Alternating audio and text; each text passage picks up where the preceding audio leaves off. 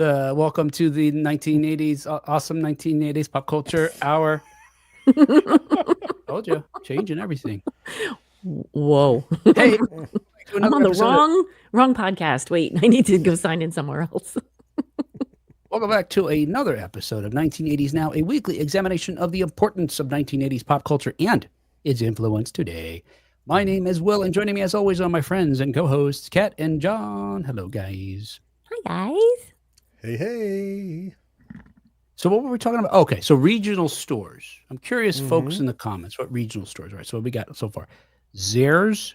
Start with Zehrs. We did TG and Y. We didn't have that. We did Neisner's. Okay. I think we were looking for defunct chain stores that were regional to you. Yeah. Okay. All right. We had Bradley's. We had Kmart. A lot of people. Kmart's national, right? Kmart. Yeah. Two Guys, which was pretty regional, I think. I think that was out of New York, but we had it in Jersey. Yes. You guys know Albertsons? I've heard of it. Yeah. That was a grocery, not a department store, but also I think it got absorbed by Piggly Wiggly or somebody. Oh my. I've heard of that too. Yeah. Yeah. Yep. I've heard of Piggly Wiggly. Yeah. And Hoggly Woggly, the also truly a grocery store. When they grew up, it was like a.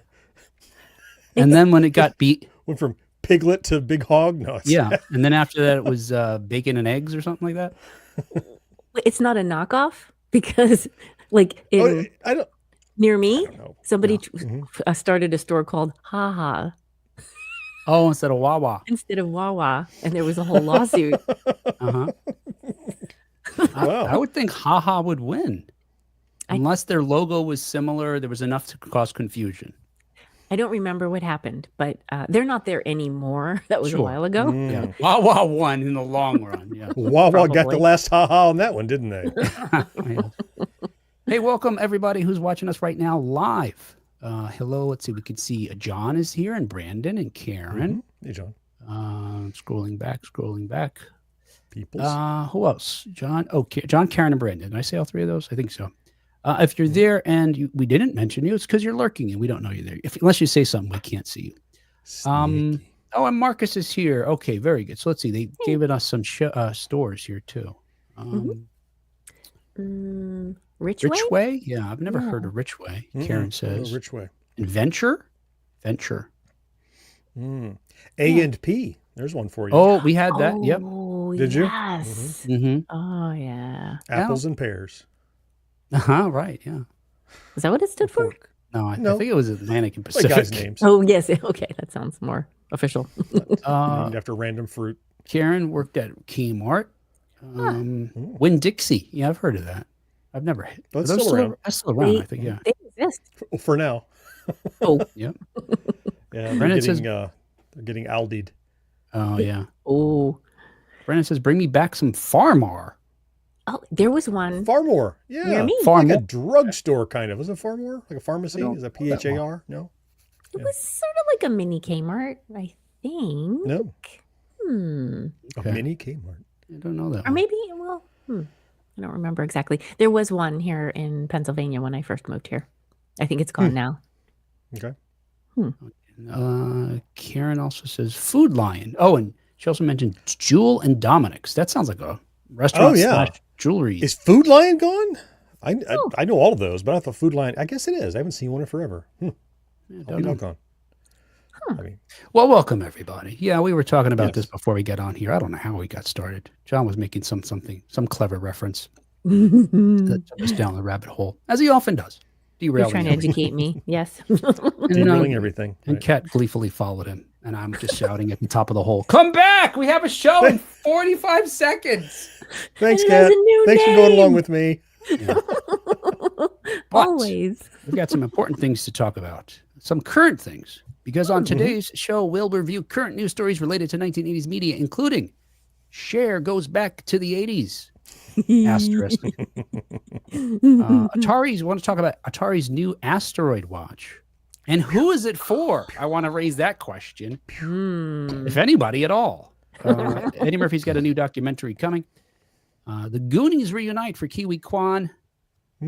Josh Brolin, we're talking about the Goonies. Josh Brolin tells a story about how he received a harsh but brief acting lesson from Steven Spielberg.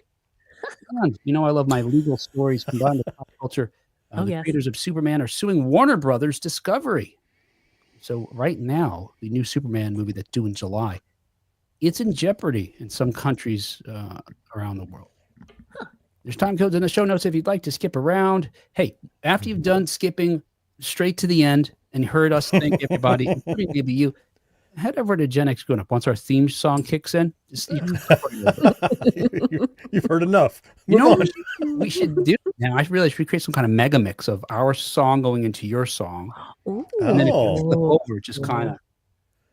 Well, your show starts off with commercials, though. We don't have commercials, so. Yeah, that's one, how I get paid. You have to get commercials and put them at the end of our show. Yes. I don't know. Let me just switch a thing here. Karen says we still have Kroger, but our big grocery chain here is Publix. Publix, I've heard of Publix. A lot of Publix down here. Yeah, great subs. Yeah, and there's Kroger throughout Ohio where I live, but not up here near Cleveland. I don't know. Oh, Karen just got a Goonies DVD at Goodwill last week. Awesome, fine. That was mine. When you're done, I gave it Goodwill. Yeah, certainly wasn't going to watch it. Mail it to John. I found out there's no fish on a porch. I'm like, I'm not watching this. Yes, John can never watch it now, Kat. You know that. I know. He can never watch the Goonies. But if he ever does, I want to watch it with him. And because John will never watch it, nor has he seen it, has neither watched it. Wait, how do I say this? Since John has neither seen it nor will ever watch it, we're going to talk about 3 Goonies-related items later in the show. Excellent. Yeah. Excellent. So, I'll go get donuts. Yes. Oh, yeah, that would be great. He's not kidding. Us with you. Just take us with you. So let's get to that by starting with the 1980s news. Hey, Nick joined us. Hey, Nick. I see that Publix sign. I always think it says Pubics. Does anybody else think that? That's no joke. You so nasty. Yeah, that would be nasty, right? There's another hair in this food too. Son of a bitch. That's their motto. I think you got the hairnet on the wrong end. A pube in every chicken is their motto. That's their. You go down to the rotisserie aisle. Instead of a chicken in every pot, it's a pube in every chicken. Right. Yep. Right. It's like the baby in the cake when it's Mardi Gras. Yes. Oh, if you get the pube in your chicken, you win. Yes. All right. There you go. Yeah, that's right. You know, they plug the chickens, but they need to start waxing them, it turns out. That brings a whole new meaning to a winner chicken dinner. Yeah. It brings a losing sort of angle to it, doesn't it? Is wax your chicken a euphemism for something? I don't know. Let me Google it. Hang on. And I'm going to don't Google Google with it. images. Oh, okay. No, safe search on, please. Yes. Hey, this week in 1980s news, Cher's attempt. Wait, I have a source. This week in 1980s news, as reported by People magazine, Cher's attempt to go back to the 80s goes hilariously wrong. Now, this whole story is one of those, what are they, warnings? Cautionary tale. A cautionary tale that if you're ever, in these movies, if you're ever granted a wish by a genie, you got to be real specific. Genies are assholes. They're going to misinterpret on purpose every time. If you guys were ever offered a wish from a genie in real life, I mean, would you take them up on it? Or would, because of these lessons we've learned in pop culture, be afraid of them just fucking with you and twisting your words on you? I would be scared. I would definitely be nervous. Yeah. I think I'd pass too. Really? I feel like if I took my time, if there wasn't a rush, I could craft a proper loophole-free request that wouldn't lead to any, it would be a paragraph. Wherever so far art thou? There's the party of the first part, henceforth known as John. The party of the second part, and then have Will review it to make sure. Right, I'm going to run it through. Sorry, I want nothing to do with this. Oh no, not my area of practice. Genie law. Right. I've seen plenty of monkey's paw. I know what happens if you're not careful. No. Oh no. Right. No. Scary as shit. Yeah. Kat, would you try it? Would you do it? Would you roll the dice? If I could, as John says, craft something that I felt like was pretty solid, I'd still be a little nervous. Yeah. Maybe your first wish is, I wish that you would, Jeannie, would provide me with a foolproof method for requesting another wish that won't have you dick with me. Or I wish that you would not corrupt my wishes in such a way to make me, have a negative outcome. Thank you for rephrasing that, because I could see that first phrasing going completely wrong. Dick with me? Yes. I threw the D. He threw the D. Somebody threw the D. All right, back to the real story. Hey, speaking of Cher, she isn't as successful. Speaking of failing at wishes, this is exactly what we're talking about. In this new ad, Sharon isn't as Sharon. Back to the news. Will's close person. All right, back to call the her news. Sharon. There we go. I don't know what her full is. Her name Cheryl or something? Or Cher? I don't know if her name's really Cher. All right, back to the story. All right. So regarding the ad here, Cher isn't as successful at turning back time as she would have hoped. The believed singer, who's now 78 and still looks, I don't know, amazing. Tremendous. Yeah. Wow. Yeah. I mean, obviously she's had to have work done, but it's like top notch. She can still straddle a cannon with the best of them. That's true. Hang on, I got to Google straddle the cannon with image. That's literal. I'm being literal. Okay, hang on. I still had the waxing chicken thing in there too. Oh, no. God. Oh no. The combination. Yes. So in this ad, she shows just how wrong things can get as she tries to travel to an earlier era, just like the lyrics of her 1989 song that Karen mentioned in the comments, If I Could Turn Back Time. It's a new Uber Eats commercial that premiered first in Australia. The ad starts off showing the Grammy winner humming along to her hit song as she walks into her bedroom and puts on a pair of large silver hoop earrings. I don't know why they included that detail in this news story. Like, what is that? Is that somehow important? I don't know. Here's what happened. Somebody said, ChatGPT, describe this video. Yeah. There's the article. That's what's happening in this article. Anyway, while she does this seemingly innocuous gesture, but hang on, it's a super meaning later on, payoff. She can be seen thinking about the lyrics for a moment of that time-turning song before pulling out her phone and searching Time Machine in the Uber Eats app. Well, of course, just like we were, presaging, teasing, her doorbell rings with a miniature time machine delivered to her door through the app, and the songstress tells it to quote, take me back to the 80s, end quote. Can anybody spot the problem with this, effectively wish? Well, it's the Y2K bug, isn't it? Yes, right. She didn't include the first two digits. Yeah. Because instead of the 80s, as we celebrate on this show week after week, Cher finds herself transported to the top of a cannon in a village in the 1680s. Her looks, which again are, stunning for 78, for 38, for 28, are played for jokes as one person exclaims that she looks both young and old at the same time. She's a witch. Yeah. Yes. Immediately, that's the conclusion.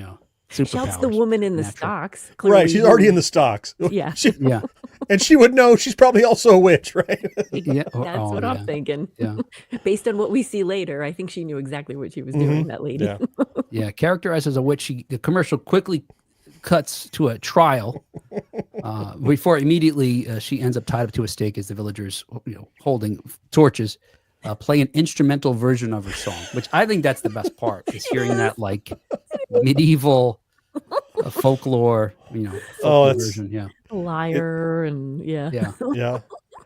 I give the number 2 slot. I think the instrumental version of her song, the number 1 slot is one of the last lines. Are those my boots? Yeah. Yes. This commercial is tremendous. And I would never know about it but for being on this show, because right. Where do people see commercials anymore? Where are those seen? I have YouTube Premium, so I don't get commercials there. Yeah. Shows I watch have the commercials edited out, whether I record them off the air or download them or whatever. How do you see commercials now? I wonder where this would air. This must be one prepared for the Super Bowl, I'm guessing. Oh, that's and a good idea. we've seen it early, just like, I guess, and a lot of them, well, not a lot, but we've had in the past years where 80s, they had a series of 80s commercials throughout the Super Bowl. I know we also saw the one with When Harry Met Sally. Did you see that one where No. So okay, Billy This was Crystal. not this year, right? Last year or year Yes, before? this year. Yeah. It just came out. Oh, we haven't seen it then. No. Again, I believe this one was created for the Super Bowl, but it's already out there. Billy Crystal and Meg Ryan reprise their roles as if they're still together, these 35 years later. And they're back in the diner eating. And, it plays out much like the other scene. I don't remember what it's an ad for, but, Meg Ryan gets very orgasmic again, and someone says, I'll have what she's having, the same thing. But I don't know. That's all I could think, John, is this, we see this, sort of onslaught of ads around this time of year because, and people are becoming aware of them because of the Super Bowl, I think. Right. The one event that you actually watch for the ads. Yes. Whereas everywhere else you skip past them. Yeah. Well, the commercial finally ends with the words, time machine, no, time, as in the seasoning, yes. And it shows Cher now returned back to to the present day cooking in her kitchen. Cher opened up about her decision to star in the commercial in a press release on Uber Australia's website, saying that, quote, creativity and hilarity, end quote, of the whole commercial was what sold her. Quote, I get approached to do commercials all the time, but the creativity and hilarity that Uber Eats presented appealed to me right away. Me too. Yeah, it was fun. Like John said, it's got a lot of moments where I don't know. It's well done. Yeah. Well done. Yeah. I mean, I watched it twice and it's a commercial. So yeah, that tells you something. There's entertainment value in it, even though it's Uber Eats. I mean, I don't feel advertised to. Yeah. It's more like a Coke commercial. It's like, watch this entertaining thing. Coke. It's watch this entertaining Cher video. Yeah. Uber Eats. It just, by the way, we brought you this cool video is kind of really what you're getting out of it. That's what I get out of them. Yeah, and the marketing in the ad agency that put this together, I mean, what were the, connections they made to get there? I thought she was frozen again. Like they had to go from Uber Eats delivers food. All right, we'll start. What's this? Time. It's time. And then that goes to time travel. All right, we can't get, Michael J. Fox. So we'll, yeah, right. it's this whole, I don't know, stream of Right. consciousness. Somebody searched 80s time. And wait, there's a turn back time song. Who sings that? Right. That's how you probably got there. Yeah. Like, we can't get her. It's impossible. She doesn't do commercials. I don't know. Be clever. Anyway. John Henderson is here. He says, I can only stay for a bit. Why? Because I have choir and auditions for Cinderella tonight. Hey, break a leg, John. Good luck to you. But he also adds they should have gotten Morris Day and the time. Oh, yeah. Of course. Nice. Karen says she sees commercials on Peacock. Yeah. Yeah, that's true. Yeah, I know. I'm going to say it, John. I'm going to say it. There's some of these things that you paid for no ads 2 or 3 years ago. Is there a tier you can pay extra for no ads? Because some of them do that, right? When I first had Peacock, that's what I had. Now I watch certain shows. A thing comes up, no ads. Click here. That's what I bought. Right. Keep moving the goalposts. Just trying to be crazy. All right. Hey, another 1980s news as reported by TechSpot. Atari releases Asteroids watches for the game's 45th anniversary. This is cool. I'm also going to put an asterisk on this story too. An asterisk or an asteroid? Ooh, cat. Yes, both. Well, asteroid. See the bottom asteroid. So the result of a collaboration between Atari and luxury watch brand Nubio. John, I'm going to say Nubio. Maybe? I think so. Yep. The Asteroids watches are available. Asteroid. From the latter's website in 5 different styles, each with a different colored band. Nebula Blue, Plasma Pumpkin, Supernova Red, Nova Nightfall, and Celestial Citrine. Those are way more complicated. They could have just said blue, orange, red, black, and whatever. I don't know what citrine is. Is that orange again? A different kind of orange? Yellow? These are the crazy names they were given the barbecue and hot sauces Atari collabed with. Yeah. Oh, right. Yes. Thank goodness they have pictures on the show. On the website, So you know, right. Yeah. Now, it's not immediately obvious how the wearers are supposed to read the time displayed on the watches. They use this Japanese automatic movement that moves 3 discs. The smallest of the 3 in the center is the original Asteroids triangular ship. Yeah, John. Mr. Kate. I know how. Okay. Cat knows. I know too. Yeah. Okay. You do it. Take the honors. So the center, us, like the shooter, that's the second hand, which they do mention in the article. And then if you look in the next ring, I'm pointing at my screen now. There's a little tiny ship, a little tiny red ship in that ring. Yep. And I believe that's the hour hand. You got it. And so That's I right. would say, considering where the other little ship is, it's one something. And so then you go to the next ring out, and there's another cute little tiny red ship just past. It looks like around 51 minutes. So I would say it's 151. So it's about Holy it's like cow. 10 to 2 right now on that watch we're looking at. Yeah. Okay. Well, Now, not that you can tell the time at a Whoa. glance or anything, but you No, can't no. tell time. It's not easy. You need to Right. track your little What ship. time is it? You're like, hold on, where are my glasses? All right, let me do the math. well, yeah, and The big hand. All right. and the way you described it is perfect, Kat. But the thing that, folks, unless you're looking at the picture that we have here, it's chaotic because there's asteroids also rotating around the disk that have no significance, that are just making it utterly confusing to find the other little markers. Do the asteroids rotate around?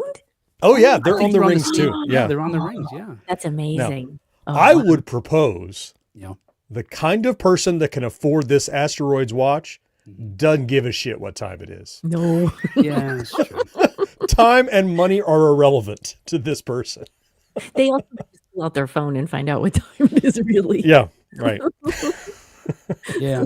Yeah. As John alludes to, the watches are, get this, guys, there's a discount because the originally were priced at $1,650. I'm talking about $1,650, but they were reduced to the generous low price of $499. Wow. But as they were only limited to 125 pieces, they're already sold out. I got my 7. It's not a You got all the chance. colors. 7. Yeah. Well, and some duplicates and extras in case it gets scratched, Of course.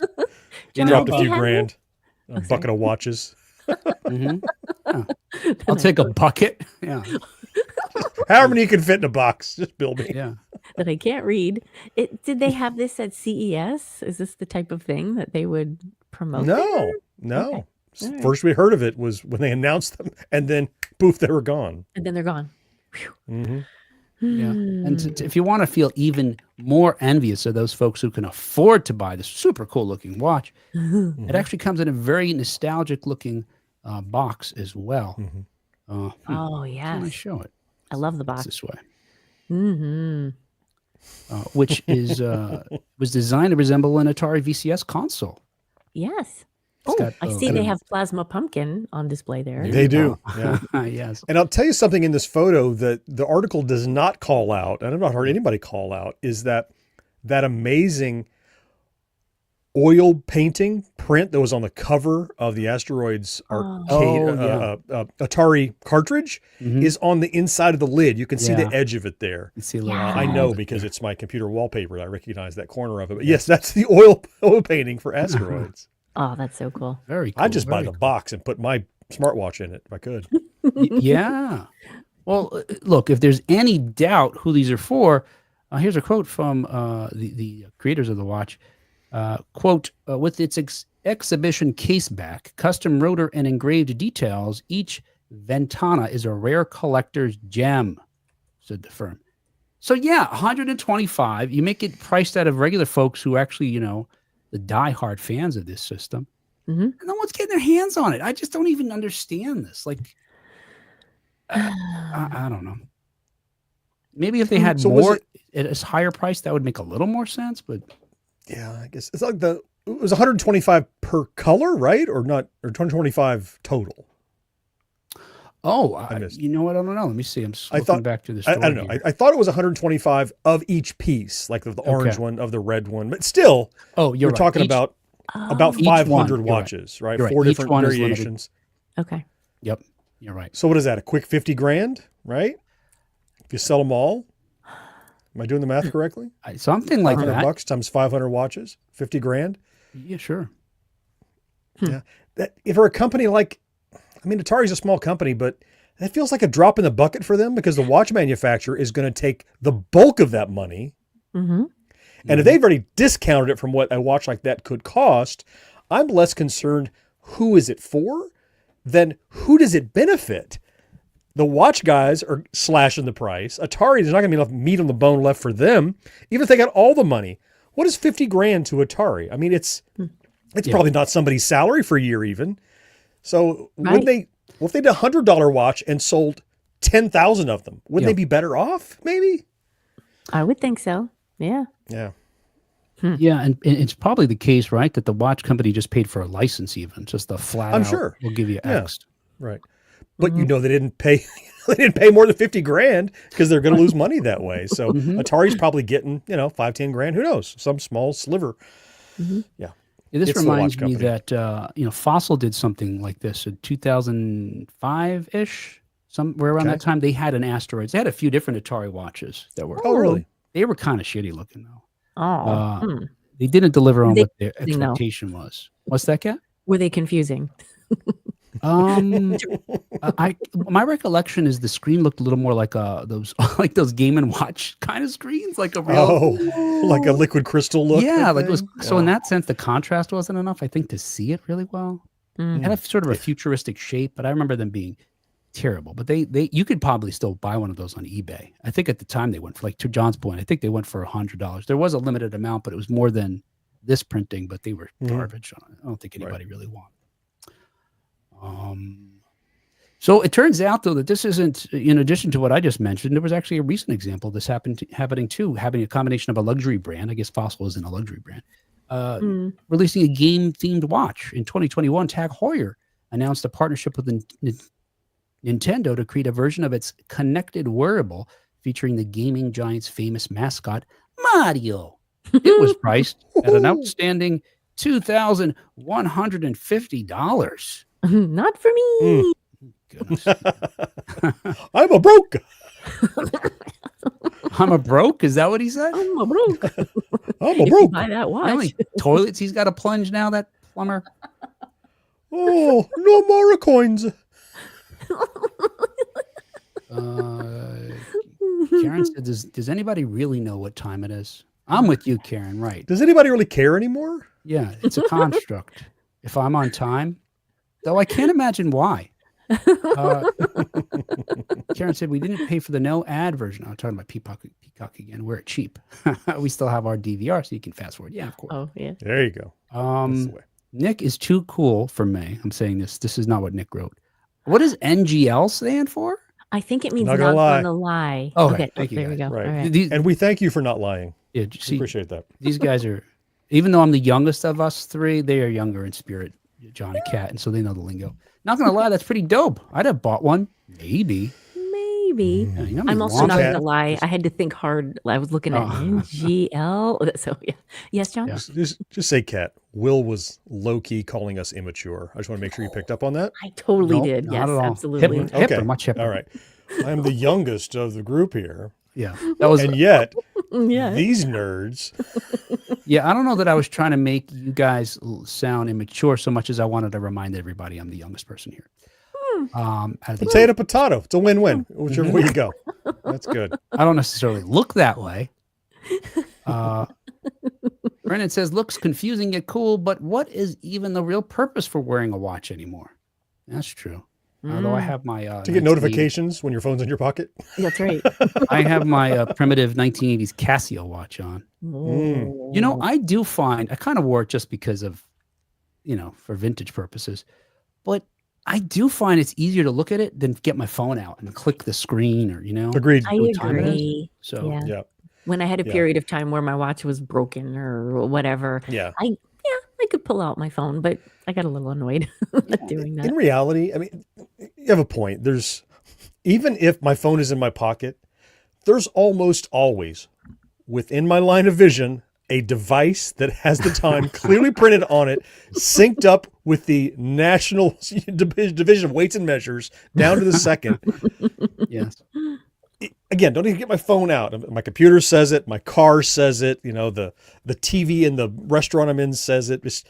I just like to wear a watch. If I go out without one, I feel underprepared. Yeah. Not like nothing's on my wrist. What's wrong? I'm not ready to be outside today. So I always wore one for as long as I can remember. So I buy the nerdiest one I can and then use it as just a watch. Not all the things it can do. I don't know what it does. So you'll go out without pants, but if there's no watch, then there's a problem, right? It's one or the other. Yeah. If I have to choose. He feels naked without his watch. Without the watch. I feel nakeder without the watch. Look, you guys are familiar with this, Casio. The little light isn't even bright enough to see the time when you're in a movie at the movie theater. You can see the first digit. You got to guess at the hour, at the half hour or whatever, the minutes. Got to estimate. Yeah. Oh, you didn't note that the Asteroids watch, all the ink is glow in the dark too. Oh, that's so right. even if you're in the dark, but the problem with that is when I'm at the movies, with my digital watch, I can put it on movie mode. So when you move your wrist, it doesn't become a beacon. Right. With a glow in the dark watch, it's just going to be glowing asteroids on your wrist the whole way through. Yes. Got to wear long sleeves. And it also makes noises. Honey, where's my long sleeve shirt? Down here in sunny Florida. A turtleneck too. Oh, you're wearing your watch today? Yeah. Okay. John, you got to wear it on the inside, not on the top of the sleeve. He's not used to doing it. Hey, another 1980s news, as reported by Deadline, Eddie Murphy, a documentary at Netflix, gets a title. We should have had a guessing game to see, can anybody figure out what the title is? Yes, that's it. John got it right. That's great. How do you spell that? Oh, phonetically. HY. This looks like a Korean documentary, Kat, the way you're spelling it. Netflix announced just last week that Eddie, it's called Eddie, a new documentary on actor and comedian Eddie Murphy is set to premiere on the service in 2025. The announcement was one of many made as part of the service's promotional event Next on Netflix. They also unveiled a first look photo from the doc, which is I'm not going to show it to you because it's just a current picture of Murphy. It's a picture of Eddie Murphy. Yeah. So if you've seen him recently, you know exactly right. That. Yeah, right. I was trying to we have figure out trailers. what was so special about that. Yeah. Right. It's a nice We have picture. trailers. Then we have teaser trailers. Then we have teaser for the teaser trailers. Now we have pictures to tease the teaser trailer. So yeah. imagine that. And I wasn't teased at all, John. Right? I mean, no, it's a picture of Eddie Murphy. you think he'd have maybe a vintage picture when he's a kid pretending to do stand. He did stand up very young, so he could have he started out doing stand up. I don't know. Anyway. Yep. In Eddie, Murphy looks back on his extraordinary journey and looks ahead at what's still to come. The film chronicles his meteoric rise from teen comic phenom to Saturday Night Live breakout and stand-up supernova to box office titan. It illuminates the evolution of Eddie Murphy, the trails he blazed and the records he broke on his way from Brooklyn. Upstart to Hollywood icon. I mean, this guy's had quite a career. He's one of the youngest cast members on Saturday Night Live, who is credited with saving it during that season that he was on, to going on and again at a very young age, starring in what ultimately became just blockbuster films like Beverly Hills Cop and Coming to America. And of course, those films that happened in the 1980s just launched his career from there. In the decade since, he started in a number of popular movies, and also has done a number of voices for films like the Donkey and the Shrek franchise. Yes. Yeah. I really thought in the late 20-aughts that, like, did Eddie Murphy retire? Is he just doing voiceover stuff? And I didn't research it, but I thought that. And then when I started to see new movies pop up, with the Coming to Americas, I'm like, wait a minute, he's back. I mean, other than Haunted Mansion, I hadn't seen him in anything for the longest time, corporeally, in person. Yeah. And then suddenly he's in a lot of stuff, and surprisingly decent stuff, actually. Yeah. Yeah, it just seemed, this is just my recollection, that he wanted to be a serious actor, and so he was taking on some more serious roles. He did not want to return to the films that ultimately he has in the last few years, making another legacy sequel in some of his big franchises. Other than that, he was very low on the radar. Yeah, doing voices. He was in Dreamgirls comes to mind, but he did some serious acting, and otherwise wanted to be taken a little more, as an adult performer versus and it preferred like you. Versus the adult comedian he was, I guess, in the 1980s. Right. Or comedian for adults. And then Bowfinger did well, and it's like, oh, apparently this is the kind of movie I need to keep doing. Oh, I like Bowfinger, yeah. I did too, yeah. Didn't see Karen that. says that red leather suit would have been cool. I guess to see in a picture, maybe. Is that what you mean? Yeah, that would have been I cool. think so. I think she means that. Kurt says it was good to see him host SNL again. Yeah. Yeah. Yeah, I'm glad he's got his sense of humor back. You know, that Coming to America was fine, but it felt like to me like a straight to DVD kind of thing. I don't think having been released in theaters, which it wasn't, would have helped. It just, there was something about the quality of it that made it feel smaller in scale, which it was, compared to the first film, which, you know, seems to be shot in Africa, which of course it wasn't. And then, you know, came to the US, was in Queens in New York. I don't know. There's sort of a more grander scale. This felt a little, you know, it wasn't on green screen, but it felt like that to me. in a sense. But Beverly Hills Cop, that latest one, boy, oh boy, I felt like that was throwback in the best of ways and a real return to what we loved about him first in the 1980s.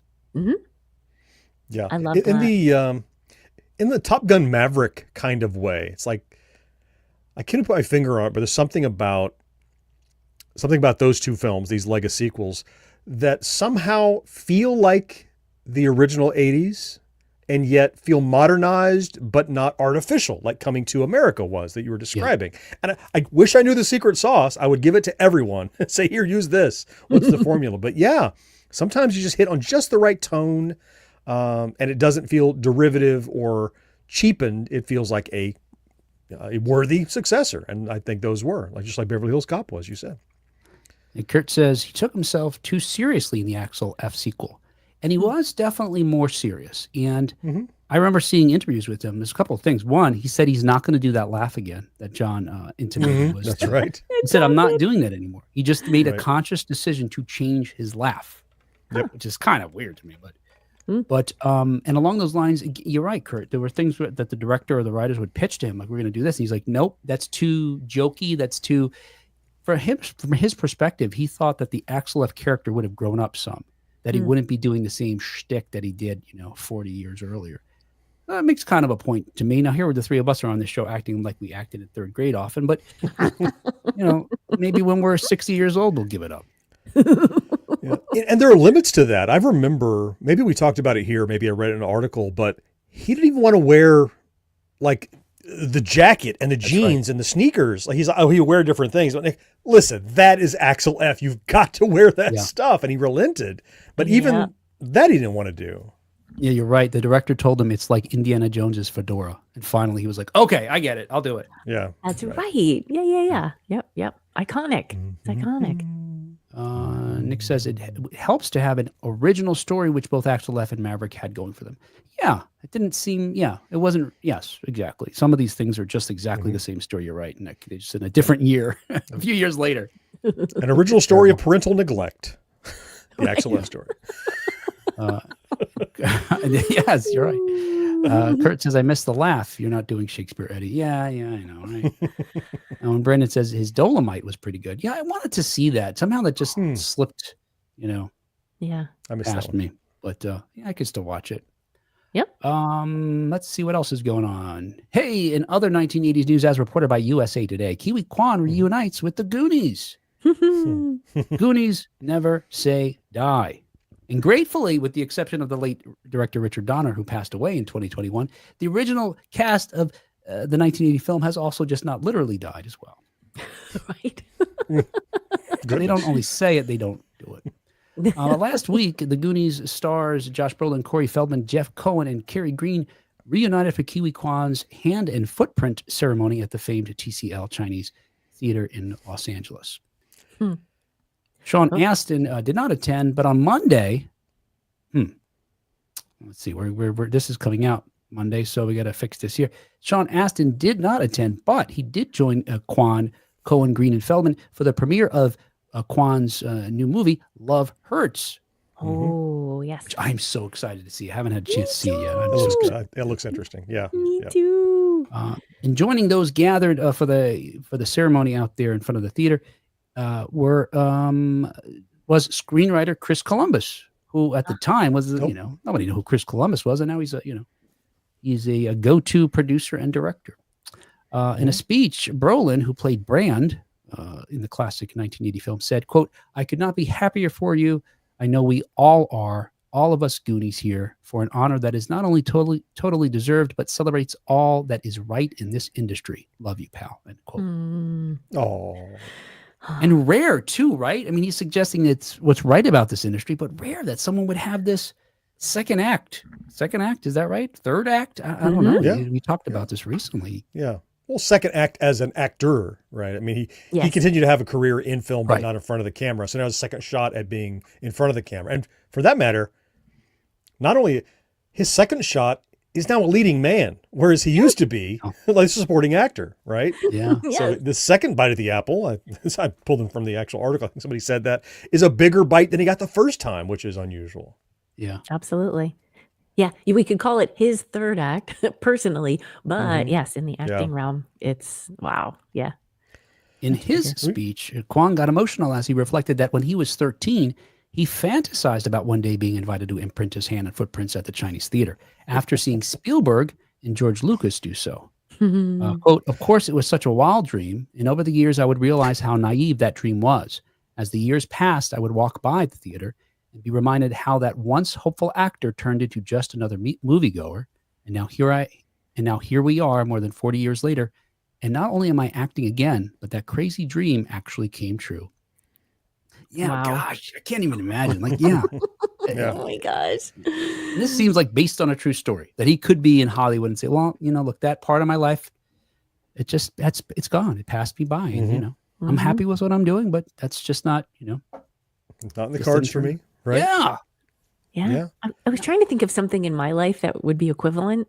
Like, oh well, I never achieved that, whatever. I guess I can't think of anything. I think it was be on a podcast, right? And then Oh, you that's are right. one now. Mhm. Oh, now. here I am. Right. And then when that's all washed up later in 20 years, I'll be Yeah. on a good podcast. And Yes, a finally, That's what it was. Be on a good podcast. You're still gonna get there yet. got to put in the reps. A bigger bite of the apple. I have this feeling, and not so much anymore, but for years I've always felt as if I could tell what was going to happen in the future, in a sense, right? Like I'd get a sense of the trajectory that I was on, and so nothing would ever surprise me. Now, Yep. looking back, of course, so many things have happened in my life that I couldn't have predicted, and that's a silly notion to have.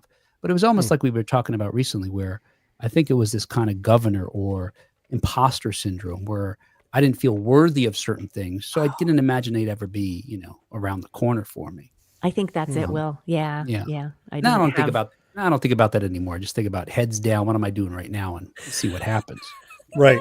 Well, look, at our age, don't look too far in the future. Where will I be in 30 years? Oh, damn. Let's not think about Do the that. math. No, don't do the math. Yeah. Never mind. Scratch that. What about tomorrow, next week? Let's focus there. I thought you were going to say at our age, don't keep your head down, because that's Oh, no. Oh, somehow the circulation or Posture. We need better posture. That's right. Hey, Kurt in the comments said for him, it was commenting in an 80s podcast. That Oh. I guess he never realized. No, nicely the done. culmination of your dreams come true. Kurt. Yeah, well done, That's for Kurt. Kurt. I hope you're 95 years old. just got it in under the wire. Yeah, because after that, I mean, if you're 25, I guess you got a long way to go after this high point. I know. How can you top this? Yeah. Kurt Nope. also says he's happy to see Kiwi having a revival. Kurt Love Hurts looks fun. He's an effortlessly charming actor, and I hope he fits that action comedy everyman niche. Yeah, I think so, man. Like I said this when we talked about it a couple of weeks ago. I haven't been really excited to go to the movies to see movies. John goes all the time. He's got that plan, and it's a good way to just get out there and And John's got to obviously stay in touch with all these things for content purposes. But I'm really want to go. This is like, hey, hey, honey, let's get together, get some popcorn, date night. I don't know, it's exciting to me. I feel like the last movie that you and or Kat saw was only because of my bullying to make you go see it, right? You didn't bully me. Otherwise, you you're didn't not bully me. out there like aggressively. Can't wait to Yes. see this or this or this. Usually, yeah. You're right, John, because I just realized now we won't ruin it for anybody. You couldn't tell me the thing that would have gotten me there for sure. Right. Right. I just had That to was a tell you to go. surprise. Yeah. Do it. Just do it. Yeah. Yes. Exactly. And I wanted to know what you guys were talking about.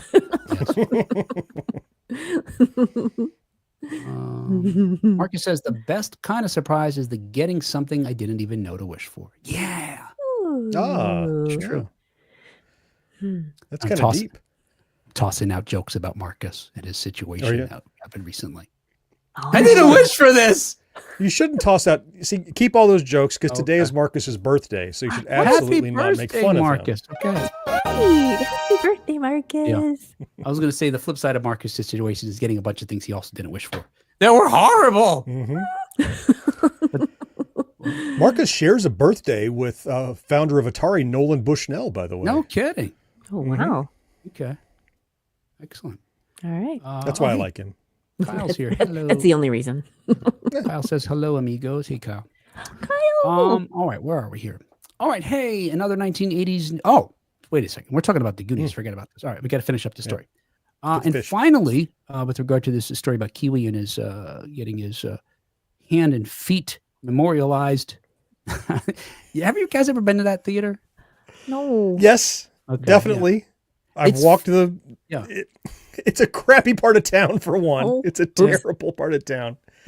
When you said hands and feet, I can only think of barefoot for some reason. And I know that's not what you mean. It's typically, unless it's like Chuck Norris or someone famous for, using their feet to fight or whatever, it's always like their dress shoes, their heels or whatever. But for some reason, every time you said that, I pictured Kiwi, shoes off, feet in the mud. Right, yeah. It's more like shoe prints. Although you're right, even we call footprints regardless of the footwear. Yeah, they're footprints. Yeah, it was. I remember when I went. It's fun to see how your feet size and your hands size up right next to the actor. Yeah, it's like John Wayne had giant hands, but Harrison Ford had small feet. It's really surprising. It's that kind of thing. So what was the most surprising that you found? Do you remember? I don't remember who, but the examples I just gave about the sizes. I think it was John Wayne might have been the actual one. It was somebody who has hands. I was like, this guy's huge. Yeah. He was and a someone beast. did have tiny feet. Yeah. Yeah. There's some, I remember one in particular, I don't know who it was, but because he was famous for his profile. It was not Hitchcock, but someone actually had mushed his face and nose sideways into the cement as well. Yeah. Yeah. I think it's people doing something that's kind of a callback to something signature about them sort of thing, like when Star Wars was getting all their stuff. You had like the treads for R2-D2, yes, and the robotic feet of 3PO. Oh, I love that. Yeah, that was cool. Yeah, and they had like as entities. I mean, Anthony Daniels, I'm sure, has a star, but 3PO has a star, right? He has his own. Yeah. I think it was actually 3PO had the surprisingly small feet. Oh. Well, he had to fit in there, everything. Which is strange. You think it'd be big feet to fit Anthony Daniels' feet in there. Yeah, you're right. Yeah. And I'm not talking about Anthony Daniels' feet, Kat. Yeah, the robot. They put the robot. They lowered him into the thing. And So cool. Yep. In other Goonies news, Josh Brolin talked about the landing the role. It's already done. Wake up. Come on. This is interesting. Educate yourself. So on the January 30th episode of Literally with Rob Lowe, thank you, John, Brolin shared his memories of working on the Goonies regarding landing the part of Brand Walsh, the older brother to Sean Astin's Mikey. Brolin said, quote, I just looked right for the part. You look at Sean Astin, you look at the type of movie it is. I looked like a bit of a bad boy, but sort of a jock, and I was in good shape, so they were like, that's the guy. I went back 6 times just so they can make sure, and then I did it. Brolin also explained that nepotism made it harder for him to secure work in Hollywood, unlike what you might expect for most other performers that have that are a legacy. And have a clip of his explanation. Oh, wait, that's not it. Hang on, that's not it. Hang on, whoa. Let me go back to my script. He said, quote, I've been told they pulled the Brolin thing. Are you James Brolin's kid? You want to be an actor, huh? So instead of that nepotistic thing, they looked at me and were like, oh, yeah? So act. Right. Like prove it. Yeah. Which is nice. Probably, just like the Kiwi Quan story being rare. This is probably another rare story in Hollywood. Someone didn't just get greenlit because their famous mother or father were involved in Hollywood. The reaction that he got, however, led the younger Brolin to teach himself acting, spending 90% of his time, as he described it, in bookstores, reading all about the craft. And it was this newfound theatrical wisdom that made Brolin feel comfortable enough to approach producer Steven Spielberg with an idea for his Goonies character while shooting a scene in the subterranean tunnels. So there's this scene, John, where they're like under the city, that they live in, the town they live in tunnels. Boston or some city? No, whatever, in Oregon, whatever that city is. I can't out remember. west. Yep. Sure. Well, the Portland. fish, All the right. fish porch Oh, thing. fish.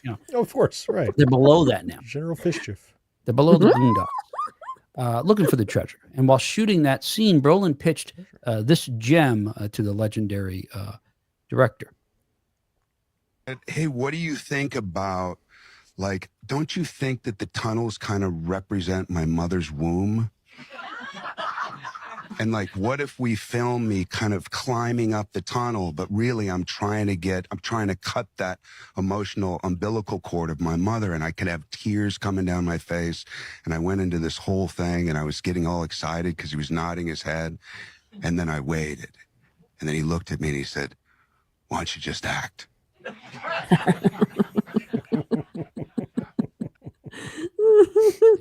Apparently, Spielberg encouraged him to just read the lines.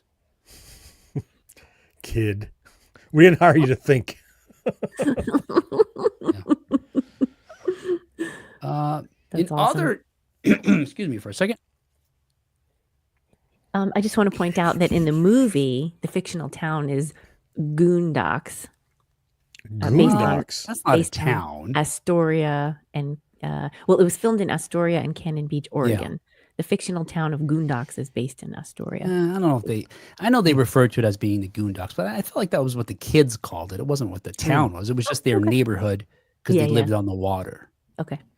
And I don't blame you, Kat. I know that's probably what the internet says, but they might not Well, actually say yeah. where they live. It was the AI overview too. I shouldn't have trusted it. Forgive Oh me. no, Well, no. I know the song, right? Under the Goondocks. Yes. We'll be having fun. Yes. Under the Goondocks. Fish on the porch. That's correct. yeah. Suppose. I don't have the soundtrack either. I don't know. So speaking of the Goonies, Yeah. I got one last thing for you. And John, I think you could follow along. This is interesting to me. I'll too, I try. guess. So according to Newsweek and a number of other outlets, this is what they Oh, yeah. this one's from Newsweek, but there's a bunch of other places. I picked Newsweek because Newsweek, it's a legitimate news source. Ish. Hmm. Yeah. Here's the story. Yeah, here's the story. Asteroid. Here's the story. Warner Brothers is adding, this is how they wrote it. Warner Brothers is adding water to its new Gremlins movie, which is next on the slate for the studio alongside a new Goonies movie. Hmm. Not That's only, clever. The little not water only reference. but Chris Columbus, who I just mentioned, is set to direct the Gremlins film. The man who helmed the first movie in the Harry Potter film series is currently attached to Gremlins 3, according to Deadline.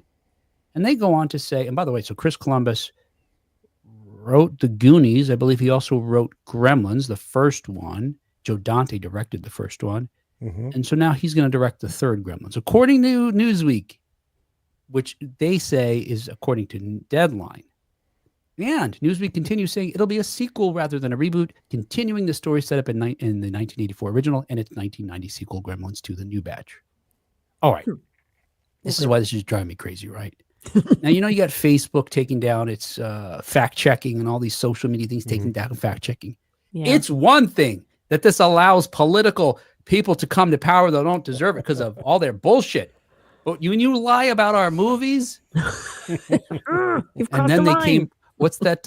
And then they came for me, that poem. Yes. Yes. So this is why they're saying this, Newsweek, and a bunch of other articles. Okay. Because in a long-ranging article in Deadline that's titled "Why Warner Brothers Shook Up Its Feature Exec Ranks as It Races for an Auteur-Driven 2025 Slate," Deadline examines the change of executives at the studio and the studio's future. This is the only reference to either of those in the whole article, and the article's several pages long. It's one sentence. You tell me where they got all this.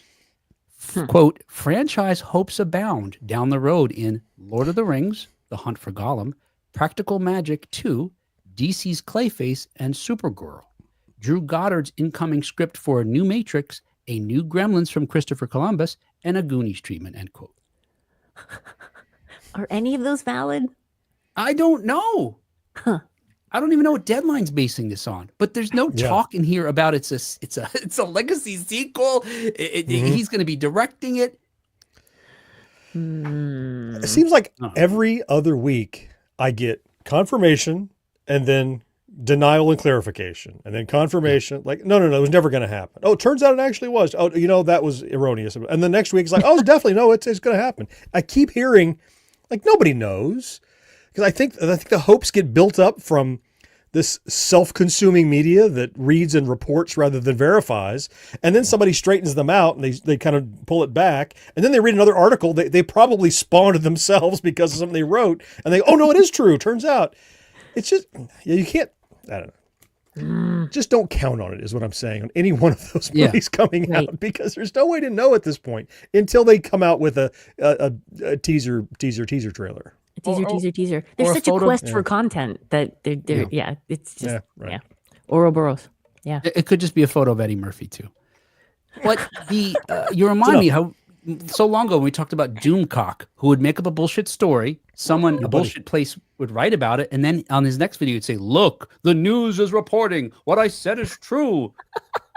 Yeah, they're quoting you dumbass. Right. The news is reporting what you said. Yeah. It doesn't make it true, right? Yeah. Right. That too. Anyway, stay away from our pop culture. Yeah. Quit it. You could also fact check politicians. Draw the line. That'd be awesome too. That'd be Appreciate great. that as well. Yeah.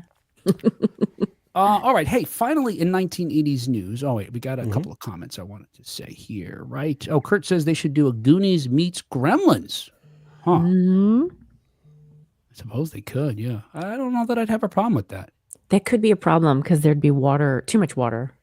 That makes it, it just ups the ante. Yeah. Right? I think. I don't get the water reference. What am I missing? That's a Gremlins reference, John. Oh, that water.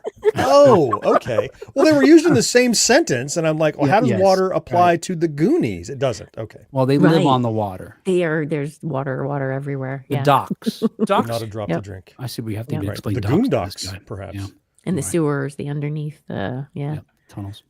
The Goon and the sewers. fish. Mm-hmm. Yep. What did you think the fish swam in, John? Oh. Finally, in 1980s news, James Gunn's.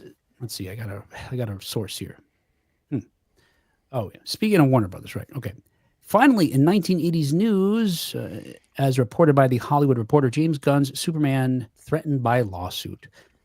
In a lawsuit seeking to prevent the latest take on the Man of Steel from taking flight in several countries, Warner Brothers Discovery has been sued over the rights to the Man of. I said that already. Sued over the rights to Superman.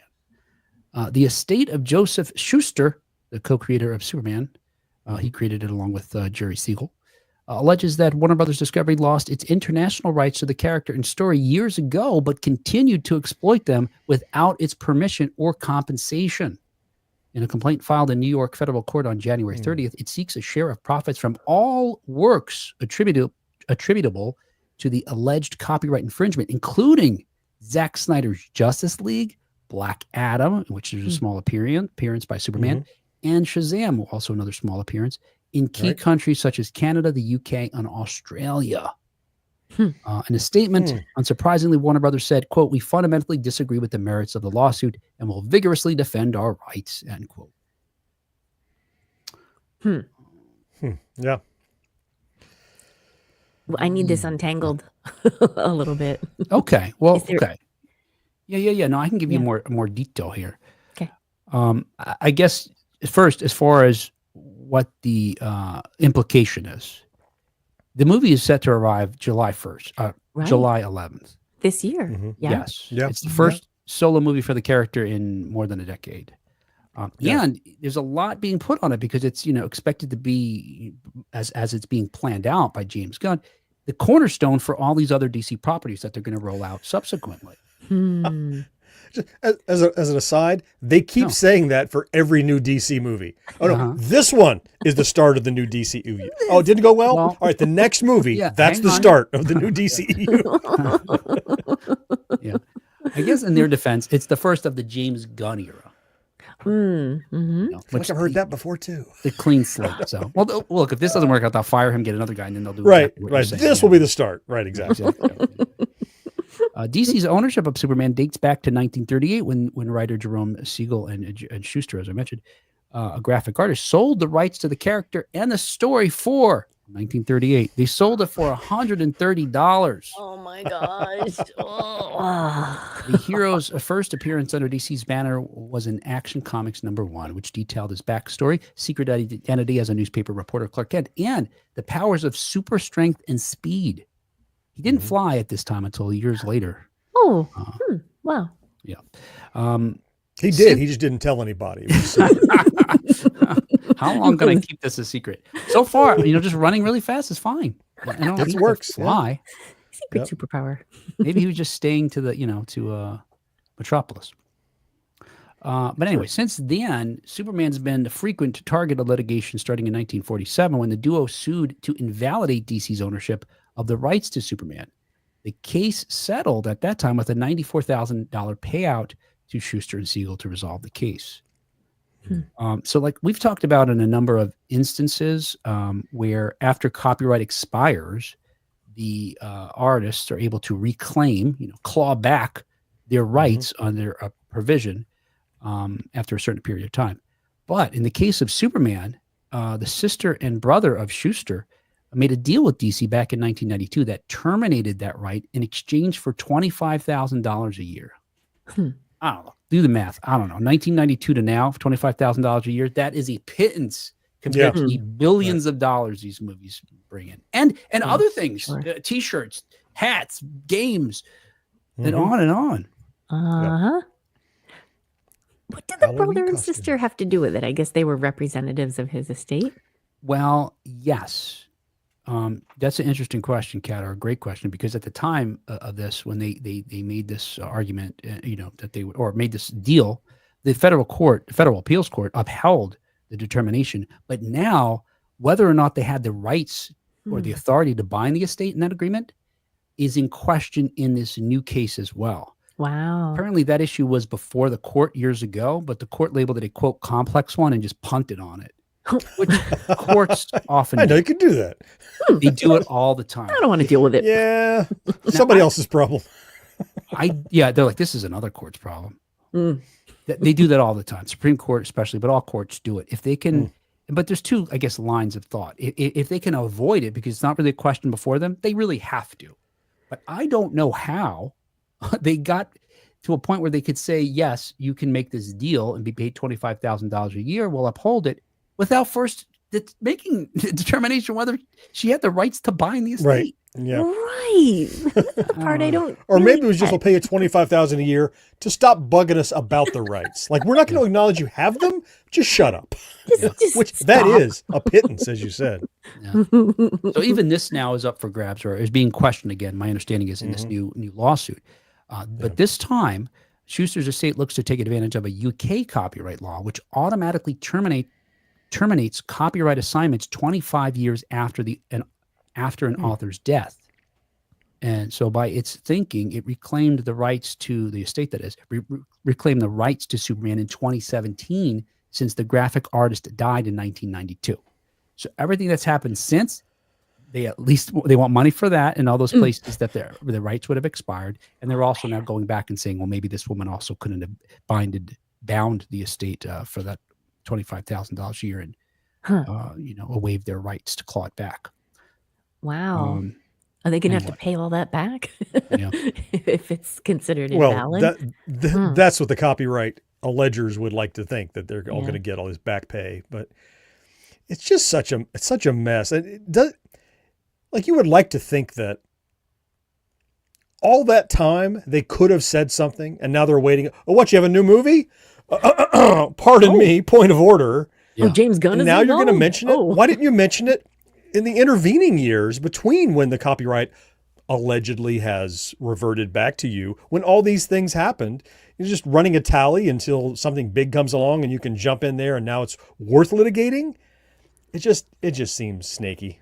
Yeah. Yeah, and it has to have been worth litigating all of this time. You Even when would we didn't think. have movies, we Right. had something, TV shows. Right. Merchandise. Superman has never been not popular. Yeah. The comic Ever. books alone, I guess maybe that's a different, I don't know, different deal that they had. I don't know. But the reason, I don't know the reason exactly why, but I will say this much at least. The attorney that they hired is this high profile IP attorney that we've talked about before. He's been involved in a number of these cases, including the Friday the 13th one, where Victor Miller was trying to get his rights back. Yeah. And if you remember, his name is Mark Toberoff, this attorney.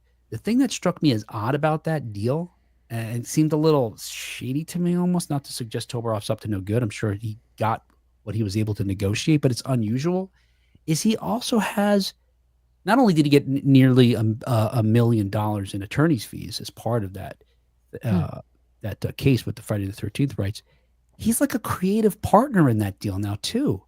They have to work with Miller and this attorney now, is what I recall from that story we did a while ago. I was like, wait a second. How come the attorney didn't just do his job and then step away and go on to the next case? This is kind of weird. I remember There's that. a conflict now. of interest in there, or you're self-serving. Yeah. Something gross about it. Yeah. Yeah. And I don't know if I can say this. Starting to think it's a money thing. Yeah. And Yes. can I say this? I guess I could say it because it's just it's hearsay. It wouldn't be admissible in the court for any purposes. I had a guest on the show once who behind the scenes told me that I'll just say this. They didn't like this attorney. I'll say it that way. I remember. Their intuition about him was similar. Anyway. All right. Yeah. And John, I thought you were going to say, I got to stop saying that. The one thing about this, are you saying, like you were suggesting that they should, what were they doing all this time? I think the most disappointing thing to me, and, Brolin said of Kiwi Quan, it's, what makes this, whatever he said, it's something that's good about this business or whatever.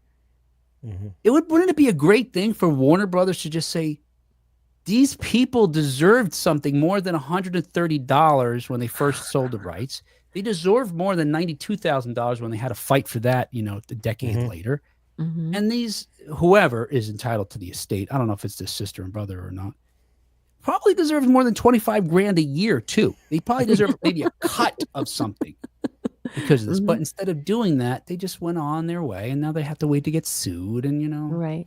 Yeah, I don't know that Hollywood is in the business of who do we owe money? Let's seek them out. Right? That's not the way they're going to do business. Right? They're going to be, well, here's what we can do. Here's what we think we have the rights to, and then we'll defend it if we're wrong. I think is really and two, I think there's a risk if you go out of your way to go, oh, we believe you are owed something of that. Well, that could be used against you later. Like, well, they acknowledge that we blah, blah, blah. And so it's almost like showing a weakness, showing an acknowledgement of debt by saying we would like to do the right thing. That's going to get turned around on you when one of those shady lawyers go, well, you already acknowledged by your own admission, you owe them something. Now you owe them a whole lot more. So, that's true. you can't afford to do that in today's, today's. Yeah, when does it stop? What's the right? limit? That's the problem. Yeah. Ideally, in order to be nice, everybody's got to be nice. That's the problem, and everybody's not going to be nice. No, fuck that. Marcus says, can someone explain why the original artists who worked for a company and then also sold the rights are seen as sympathetic in this situation? Not being sarcastic, really don't get it. It seems like that's the opposite of what you were saying. He's saying, well, why are they owed something beyond? Okay, so they created this character in 1938. Oh, that's when they sold it for $130. What I don't know is, so there is a concept in copyright law where you work for hire, right? If you work for a company, they own whatever you create. Right. So if they worked for DC, it would be DC's. There wouldn't be a question about it. It seems they created it and then sold it to DC. So I guess what Marcus is saying, look, they got their money, right? Yeah, I guess in that sense, and maybe $130 in 1938 was worth something more than it is now. And they had to split it between the two of them. Remember they each got it. I think you're right. They couldn't Marcus. know. They couldn't know how popular it would become. But to Marcus's point, that's not on the company. Right. And you could litigate, well, the company, they were taking all the risk. It might be worth nothing. So you have this super dude, whatever he's called. He's got an S on his chest, sure, whatever. Here's some money. We'll try to make him something. And they then invested to print They paid for the paper and for the ink and for the employees to letter it, and they did all of that at the hope it would become something. And so you could certainly argue, well, DC, they're the ones that made it popular. Right. Absolutely. Yeah, they invested in the marketing dollars, et cetera, and so forth. Yeah. Yep. I agree. They put all the, If it were they up put the just money up to in. those two guys, it probably would not have become. It would still be in a book somewhere, dusty on a shelf, right? Because they didn't have the wherewithal. Look, $130 was good for them. They couldn't afford to do printing on their own, right? So That's right. That's right. Yeah. But and I agree with that, and I agree with Marcus about, hey, why is it they have any kind of a claim at all? But there's something also what's legal, and there's also what's right.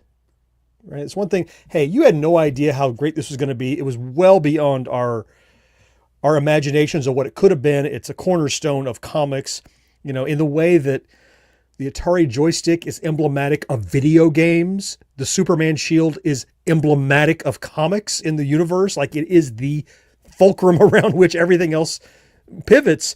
We had no idea it would be that. We don't owe you anything, but you go back to your point, Will. Wouldn't it be nice if they just did something for them? Well, you open up the door of legality by doing that. It's lawyers. Oh, Yeah, God, well, they're the worst. okay. I mean, they could theoretically, I guess, create a contract that says, we're giving you this, and you owe Contract. nothing more, or a deal. But so John, you're talking about this. There's a difference between doing what's right and there's a law. There actually is a concept in contract law where contracts can be voided if they are immoral.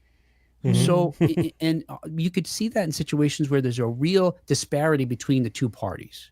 And so the party without any power is being taken advantage of. They have no other choice. You got me in against Those are like often, like if the elderly are trapped into some kind of a weird legal thing that they don't understand, maybe you can go, oh, well, you knew you were taking advantage of this powerless, uninformed person. Maybe they can leverage that. That's a little different. That's probably going to be voided because of duress or something like that, or incompetent because you're incompetent. But yeah, I can't think of a good example. Well, no, maybe this is a good example. There are certain contracts that's happened with musicians, where years later they go, I got pins for these records, and they look at that and say, well, these guys had no choice. Their music was either not getting out, or they had to take this really shitty deal from Arista or Columbia, whatever the record label is. So we've seen some contracts revisited and some royalties revisited as a result of that. I think that's a better example. I think also with child actors, we've seen that happen. And I kind of recall, if you remember, I talked to Keith Coogan a long time ago, but he's part of a organization that I think was started as a result of his grandfather, Jackie Coogan, who was Uncle Fester on the Addams Family, being taken advantage of. And they had this movement to try to fix this. And Jackie Coogan was a kid actor and was taken advantage of when he was a kid. So it's those types of things, I think, where there's a great disparity of power between the two parties. And it's like either you'll work or you'll sign the you'll work and sign the shitty contract, or you'll just go hungry. Right. That's what we're talking about. So maybe it's that, Marcus. I don't know. But You're trying to tell me that lawyers have some ethics? Is that what you're saying? Is that what you're trying to posit? Well,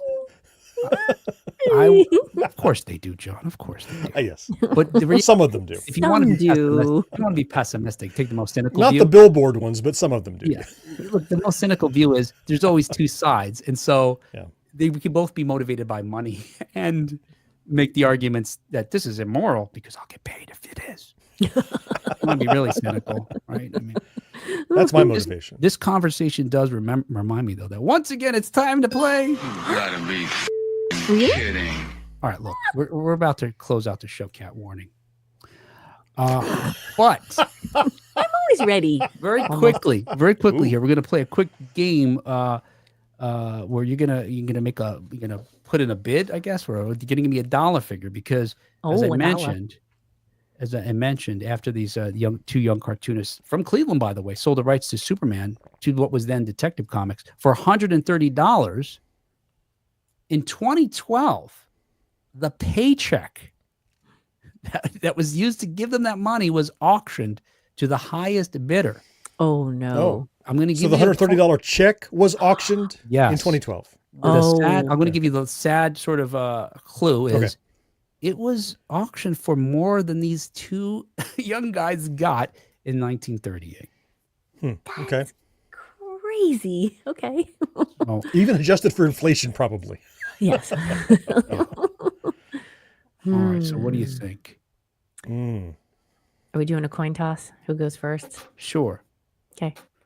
I'll flip Or my You call it cat. camera cat. a coaster toss. All right, cat. What do you got? Heads or tails? Heads. It is heads. All right. So you want to go Um, first or second? Does that mean I What's go your choice? first? You can choose. You won the coin toss. Yeah. I can choose. Well, I'll go first. I'll be brave. Okay. Good. Um, $1. no, we know it's more than 130. It is right. 131. I think the thing that this check has going for it is that it's tied to, this is, like the origin of Superman. I Yeah. feel like somebody is thinking that this is really special. How special?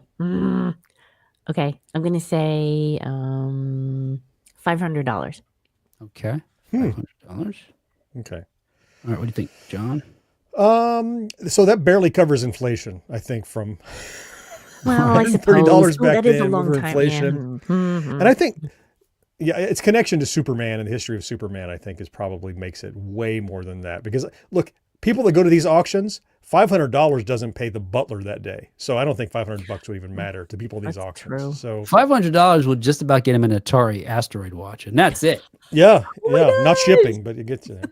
Just one color. I'm going to go $115,000. Oh my gosh. I guess we wow. could say closest without going over, right? Wow. Well, then I would have got $1 more than Cat if that was the rule. Yeah, But okay. I think All right. Well, the actual auction in 2012 for the $130 check that paid off Siegel and Schuster Mhm. was for $160,000. John is right. Wow. Yeah. wow. Oh my gosh. Those poor guys. And I didn't go over either. Yay.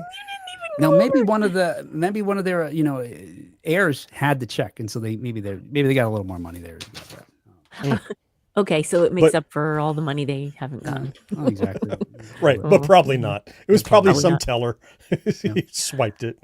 Oh, good point. You're right, because it would have been cashed. You're right, John. Right. Right. Oh. Oh, look who I don't endorsed remember. this. I don't put this in my pocket. Yeah, right. I guess you get Or in my it back watch eventually. pocket. It was old. I put it in my watch pocket. Yes. They were boasting about I sold this character. Yeah. Right. Wow. Well, I was way off on that. Oh And man. that's okay. All right. That's rare. Hey, You usually win the bidding games, Kat. So it's my That's true. It turn. was your turn, I think. Yeah. Yeah. All right. Hey, that was a show. I'm on this. Our show Yeah. is brought to you thanks in part to our early adopters, Mhm. Karen Flieger and Rick Parker. And thank you especially to our Secret of Our Success Level Patreon supporters, Mhm. Matt Marino, John Henderson, Brandon Greer, Nick Guillory, Marcus Taylor, and Not bad. Tony Gray. Hey, thank you so very much, guys. We're so grateful. Yes, and 4 out of those Yeah. 4 out of 6 of our Secret of Our Success Level patrons were here tonight, and 1 of our 2 early adopters was here. I just think that's cool. That's what you were doing this whole time. I saw you just kept jotting something, and then somebody would leave, I guess, because then you were crossing off. She was And taking then- attendance. Yeah, we She wrote it has a back role. again. Is someone going to get a perfect attendance award at the end? Is that what's going to happen at the end of the year? This semester. Yeah. Mm-mm-mm. If you can't make it to one Sorry, of our- Rick. Oh, Rick. He's getting held back. He's got to be a patron for a little longer now. He needs to you'll repeat you'll a have to level. listen for another season. Yes. Sorry. And the way our patrons work, just for folks who want to become a patron, it's blood in, blood out. So Rick is going to have to be in until he beats a cat up. Oh. And Cat is a ninja. It's true. I think he knows that too. Yeah, but we're so grateful for you guys. No Everyone violence is necessary to support the show. In fact, you don't even have to be here during a live, but it'd be really cool to hear your voice. Just go to patreon.com/1980s now, and you can find out how to give us $1 or 10 or 130. That would be fine too. Or we'll give them the 500, right- 115,000. Or just give us an Asteroids watch. I would take that. Oh, Yes. we could take turns with it. And Yeah. well, we get a new color every month, Cat. Yeah. Oh, Or give get us a whole to us bucket of in the- watches. If we got Ask for it. that in the dollar value of an Asteroids watch, that'd be amazing. All right. Hey, that was that. So we will talk to you again next time on 1980s No. Until next time. Under the Goondocks. Oh, yeah. Out on this one, yeah. Joe says, I'm not an attorney. You got my attention, your joke, because it's a long paragraph. Yes. I don't play Lawyers one at love home. prose. I like reading Let's pick books. this apart. I am not an attorney, comma. I Mhm. don't play one at home either. However, Oh, the creators funny. of Superman, what's that? That's funny. That's a play on something. And I don't, that's some kind of a joke he's making. Yeah, there. yeah, yeah. I play a I'm doctor. not a on- doctor, but I play one on play one on television. TV. There you Yeah. go. It's like that. Oh, Yeah, commercials, yeah. Yep. The creators of Superman, for right or wrong, have lost their claim to any profit today. Unfortunately, in my opinion. Honest question. Did they take this same action when Superman Returns came out? Right. How about Man of Steel? What happens if this new one sucks and it flops or loses money? No guarantee. The studio takes a risk. But yeah, it's kind of what John was Yeah. suggesting. Yeah, I think we Where kinda- were you for the last 20 years? Yeah. Yes. Yeah, and I think we kind of covered this. There may be a way to get it because of what we talked about. You know, some of these contracts were disparity of power between the parties, and so they may have been taken advantage of a long time ago when they were bought out. Yeah, and that's that, and that's what it comes down to. And so if that's the concept, then they should have been paid more for it, and then the end. But just like anything else, where an artist gets paid for their work, and whatever that fair amount is, that wouldn't be subject to being voided. It doesn't mean that they also are now entitled or indebted to whatever losses, or they don't Right. suffer the losses. That's so conceptually we get there, right? You pay somebody for what they created. They don't take the losses if it doesn't work out for the person who bought it, but they have to be paid fairly. And I think that's what the issue is. They didn't when Superman Returns came out. Which one was that? Was that was Brandon Routh's one? Yep, that's right. So that would have been post 92, but yeah. No, they didn't. It might have been Apparently like they an didn't. 0102-ish, early Yeah, 2000s, I right, feel yeah, like, yeah. maybe. Yeah, so no, it doesn't seem that they did, Joe. And honestly, like John alluded to, they may not have had a hungry attorney that was like, hang on a second, I just realized something. Holy shit. Good Can you point. get somebody on the phone? Anybody. Yeah. Yeah, so then they realized that, yeah. 2006, Kyle says. Really? Wow, that's Yeah, it was early 2000s. Yeah, there we go. more Yep. fun than I thought. Yeah. I wasn't entirely wrong. Good research, Folks. Kyle. Kyle also wants to tell Kat. So John, don't listen. Okay. Maybe I shouldn't even read it out loud because it's not for me. It's It just says for me. Kat. La, la, la, Kat, la. I walked on the set in downtown Cleveland the third week of June when it was 100 degrees all week, and there were many Clark Kents, including myself. I love that. So who did the camera crew? What were the, oh God, hey, James, we got a problem here. I don't know which Clark Kent we're supposed to film here. There's a dozen of them. So is Kyle telling us he's in the movie? I don't know. He might be telling us he's Superman. He was in craft services. Wouldn't surprise me. Oh. Yeah, it is fun. Look, I haven't done that in a while, but the few films I've seen, the Marvel films shoot down there, you guys know this whole thing about Hollywood is a lot of what takes, there's a lot of sitting around Uh-huh. Yeah. before they sure. actually shoot for 5 or 10 minutes and then they're sitting around again. So it's kind of, it's mostly boring. But it was cool to have that they did shoot back here, which has such a history of Superman. Karen says, did you ever do the Myers-Briggs will? You sound very intuitive. Well, thank you. I type as INFP. I've done it, Karen, at least once. Our work had us do it, or the company I worked for years ago had us do it. I did something like that more recently. Well, I'll say recently, like 10 years ago, probably. I don't remember what I was. Really? But I'll take it as a compliment. You are I did that long intuitive. ago. You're a Pisces. I was a DORK, I think. Yes. Yep. I've heard that. Yep.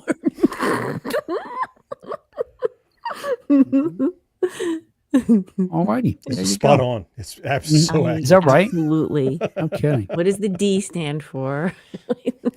Yeah, I don't know. doofus, Oh, okay. Oh. ornery, rambunctious, Ornery. Klingon. We got photographic evidence of that one.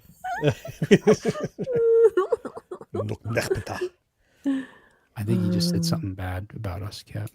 I don't know. Uh-oh. Hmm. All right. Marcus says, I think you got one of those letters wrong, John. Oh no. Maybe M? Nanu Nanu? Could be. Oh. Or maybe it's A, it's dark because I'm not so bright. Could be that. Now he Maybe says two maybe letters. 2. Oh, or maybe 2 instead of D-O-R-K. Yeah. Oh no. Yeah. Don't make me guess Marcus's Myers-Briggs. It'll be a 4-letter word for sure. And you both might have some similar, it might be some overlap. There could be. It At least could one be. letter, maybe. There's a K in it. Oh, there you go. Okay. All right, ladies and gentlemen. I don't know. Thank you so much for joining us. The show will be out in just a few days. We'll share your opinions there on the published episode. Hey, Yay. hang out with us again next time. Till Thank then, stay safe. Love to everybody. See you soon.